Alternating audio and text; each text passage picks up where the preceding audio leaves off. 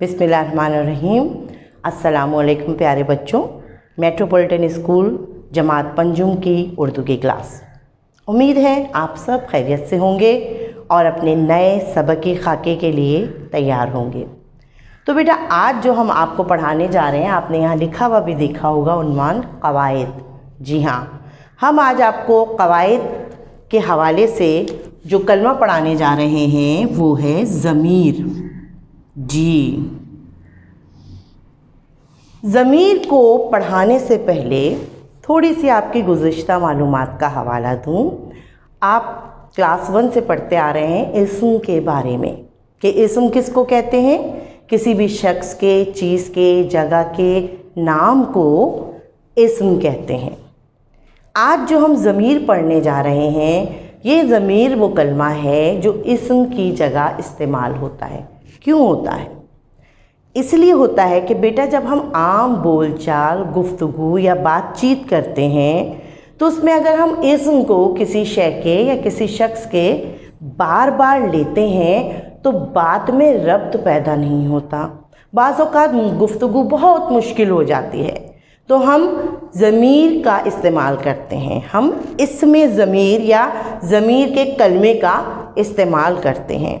उससे होता क्या है, हमें बात करने में आसानी होती है, हमें बात को समझाने में आसानी होती है। एक ही लफ्ज़ की, एक ही इस्म की बार बार तकरार जब होती है तो गुफ्तगू गिरा गुज़रती है ना। तो इसीलिए हम अपनी बात में सलासत, रवानी और आराम पैदा करने के लिए ज़मीर का इस्तेमाल करते हैं। तो क्या साबित हुआ, ज़मीर वो कलमा है जो इस्म की जगह इस्तेमाल होता है। बहुत छोटी सी तारीफ़ है, आप जब अपनी कॉपी में लिखेंगे बेटा तो आपको साथ ही साथ याद भी हो जाएगी। जी, तारीफ़ लिख ले पहले हम। ज़मीर वो कलमा है जो इस्म की जगह इस्तेमाल होता है। अब जब हम ज़मीर पढ़ रहे हैं बेटा, क्योंकि आपकी जमात अभी पंजुम जमात है, छोटी जमात है, प्राइमरी की जमात है, लिहाजा हम ज़मीर की इक़साम की तफसील में नहीं जा रहे। हम आपको सिर्फ ज़मीर की तारीफ़ और ज़मीर का इस्तेमाल बता रहे हैं। जब आप आगे बड़ी क्लासेस में जाएंगे, मदारिज तय करेंगे आप तालीमी, तो आपको और मज़ीद ज़मीर के बारे में तफसील से बताया जाएगा, समझाया जाएगा। अभी हमारा काम सिर्फ इतना है कि ज़मीर वो कलमा है जो इस्म की जगह इस्तेमाल होता है। मसलन अब देखिए हम क्या इस्तेमाल कर रहे हैं और कैसे। वो, ये, उस, इस, उन्हों, तुम,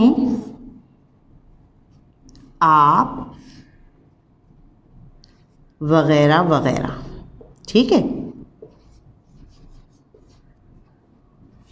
पढ़ लें एक दफ़ा से और। ज़मीर वो कलमा है जो इस्म की जगह इस्तेमाल होता है। मसलन वो, ये, उस, उन्हों, तुम, आप, वगैरह वगैरह। जब हम इस्म की जगह ज़मीर इस्तेमाल करते हैं तो हमारी गुफ्तगू से मुराद तहरीरी भी है और ज़बानी भी है। हमारी गुफ्तगू में रवानी और सलासत किसको कहते हैं? आसानी को कहते हैं। सलासत पैदा होती है। ठीक है बेटा, ज़मीर वो कलमा है जो इस्म की जगह इस्तेमाल होता है। मसलन वो, ये, उस, उन्हों, तुम, आप वगैरह वगैरह। जब हम इस्म की जगह ज़मीर इस्तेमाल करते हैं तो हमारी गुफ्तगू में रवानी और सलासत पैदा होती है। यकीनन अब आपके समझ में ज़मीर की तारीफ़ आ गई होगी। हम यहाँ एक पैराग्राफ लिखेंगे और आपको बताएंगे कि किस तरह हमने ज़मीर इस्म की जगह इस्तेमाल किया। इसका ये मतलब नहीं है कि हम इस्म इस्तेमाल ही नहीं करेंगे। हमें जहाँ ज़रूरत होगी हम उस जगह मौके की मुनासिबत से इस्म भी इस्तेमाल कर सकते हैं। ठीक है, तो आइए देखते हैं। पहला पैराग्राफ मैं पढ़ रही हूँ। आयशा एक समझदार बच्ची है। आयशा वक्त पर नमाज अदा करती है और आयशा अपने बड़ों का कहना मानती है। आयशा गरीबों की मदद करती है और हर एक से खुश अखलाक़ी से पेश आती है। आयशा के 2 भाई हैं और आयशा को भाइयों से बहुत मोहब्बत है। ठीक है, अब आप देखिए इस पैराग्राफ में आपने देखा आयशा लफ्ज़ इस्म 1, 2, 3, 4, 5 और 6 दफ़ा इस्तेमाल हुआ है। ठीक है, और हमने बार बार आयशा आयशा आयशा की गर्दान सुनी।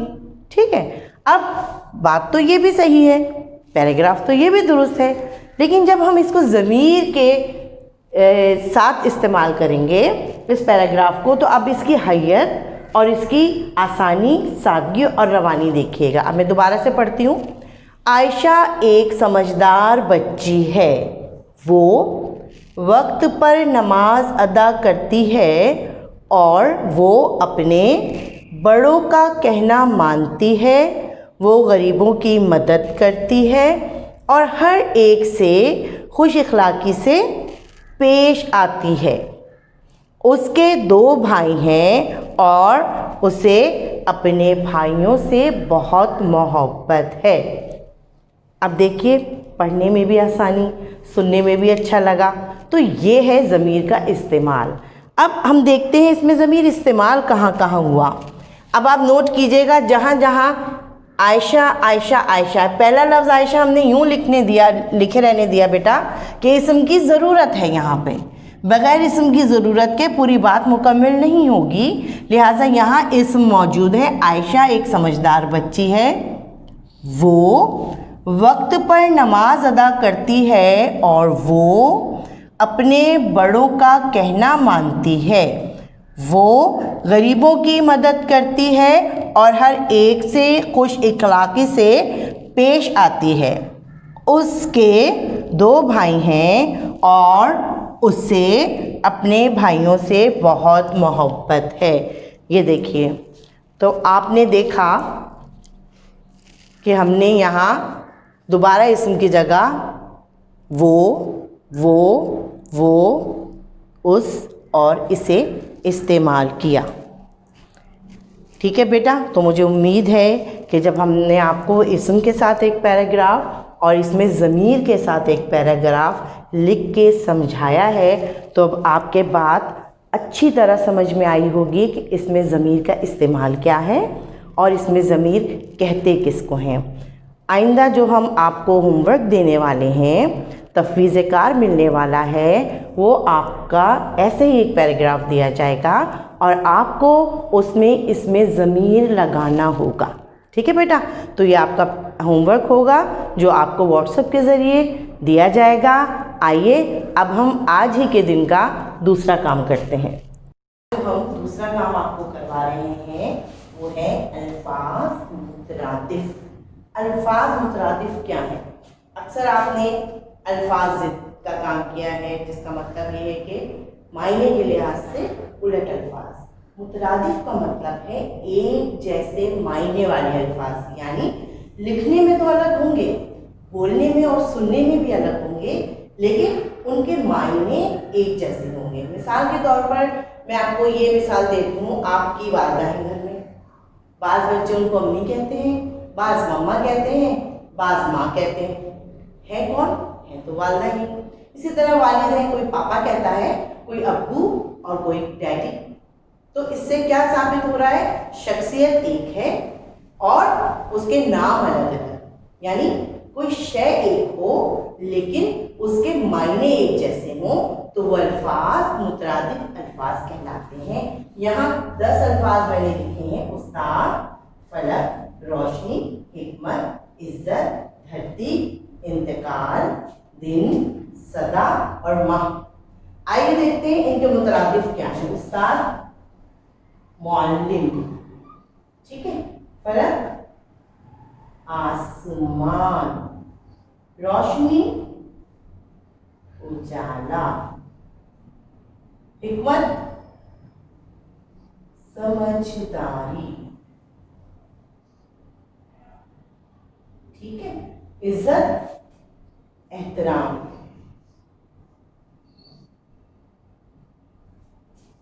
धरती, जमीन, इंतकाल, वफा, मौत भी कह सकते हैं, वफात भी कह सकते हैं। जरूरी नहीं है कि जो मैं मुतरादिफ अल्फाज लिखा रही हूँ बस वही हूँ, इसके अलावा भी हो सकते हैं, आपके पास और मजीद हो सकते हैं, मैं भी मजीद लिखवा सकती हूँ, लेकिन हम यहाँ पर वो अल्फाज लिखा रहे हैं जो आम बोलचाल में इस्तेमाल होते हैं। दिन, यौम, सदा, हमेशा, माह, चांद। माह कामिल आपने पढ़ा ना, ठीक, माह, चांद। तो मैं एक दफा पढ़ दूं सारे। उस्ताद, मौलिम, फलक, आसमान, रोशनी, उजाला, हिकमत, समझदारी, इज्जत, एहतराम, धरती, जमीन, इंतकाल, वफात, दिन, यौम, सदा, हमेशा, माह, चांद। ठीक है बेटा, तो ये आपके अल्फाज मुतरादिफ हैं। आज हमने इसमें ज़मीर पढ़ा, उसके मुतालिक मिसालों के ज़रिए अच्छी तरह समझा, उसकी मश्क की और साथ ही हमने अल्फाज मुतरादिफ का काम किया। तो ये था आपका अगस्त के तीसरे हफ्ते का सबकी खाका। इंशाअल्लाह ताला बेटा बहुत जल्द अगस्त के चौथे हफ्ते के साथ फिर मुलाकात होती है। अपना काम मुकम्मल कीजिए, अपना ख्याल रखिए, बड़ों का कहना मानिए। बहुत जल्द मिलते हैं। अल्लाह हाफिज।